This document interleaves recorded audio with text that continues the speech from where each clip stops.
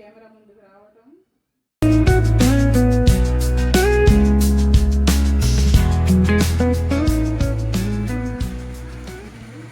నూనె వేడి అయిపోయిందండి.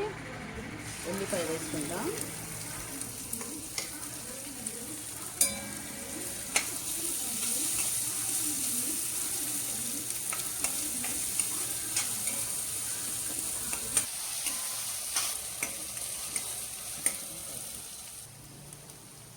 పచ్చిమిర్చి వేసుకుందామండి. ఈ కత్తెర వంట దగ్గర వాడుకునే కత్తెరే. నేను చాకుతో పోయినండి, చేతులు మంట పుడతాయని భయం.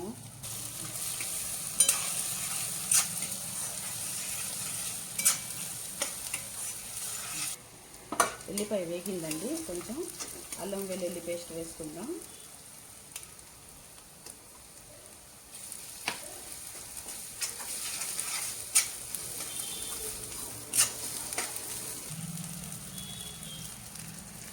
గీ వేసుకున్నామండి.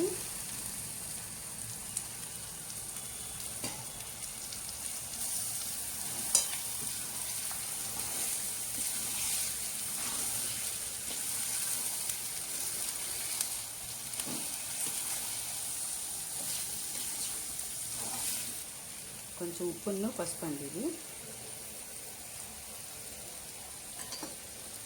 కలిపి కాసేపు మూత పెట్టి పెట్టేద్దాం.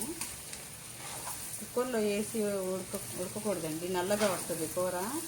ఇలా చేస్తేనే, ఇలా వండితే బాండలీలో వండితే ఎర్రగా ఉంటుంది కూర. కుక్కర్లో వండకూడదు ఇది.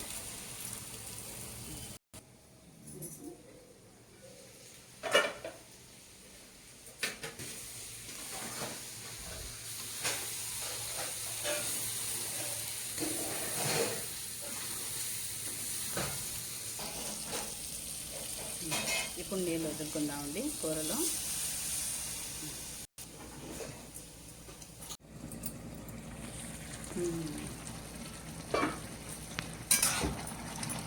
ఇది సగం ఉడికిపోయిందండి కూర.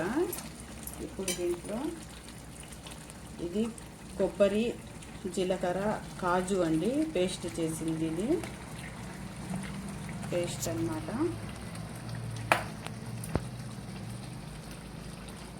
దీంట్లో గరం మసాలా,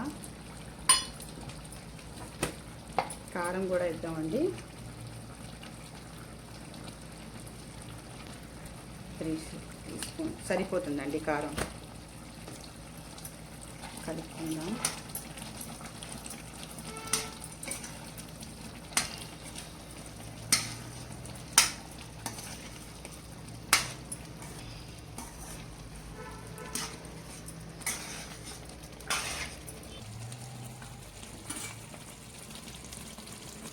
కొంచెం వాటర్ వేసుకుందామండి. కాసేపు మగ్గిన తర్వాత ఇంకొక 10 నిమిషాలండి అయిపోద్ది కూర, ఉడికిపోతుంది.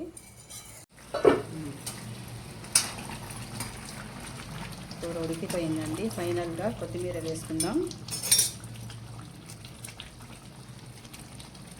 కొత్తిమీర వేసుకుందాం. చూడండి, వావ్, అయిపోయిందండి. ఎంతో రుచికరమైన దబ్బకాయ కూర అండి.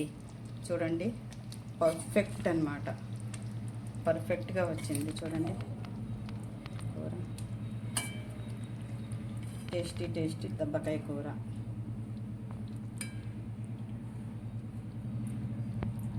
మా ఛానల్ని లైక్ చేయండి, సబ్స్క్రైబ్ చేయండి, షేర్ చేయండి.